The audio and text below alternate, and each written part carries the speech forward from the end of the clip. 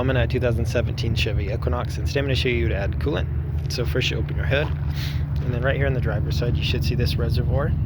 This would be the main reservoir you add your coolant to. You want to make sure your vehicle's off and cool before you do anything with this, since this can get very hot and is under pressure, so you don't want this poisonous liquid to bubble out and scald you.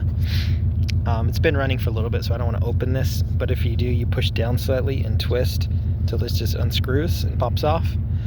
And then with your coolant, you want to try to match the colors if you can, as well as ideally the same brand you've been using. It's better not to mix and match if you can help it, but you'll just pour it directly into here until you get to this full line. You do want some air gap in here, since it's designed to have some air, so don't fill all the way to the top, but you fill up. And then when you're done, just screw this back on nice and tight. That way it stays on tight for while you're driving, nothing else falls in. But I hope that's helpful. Hope you have a good day.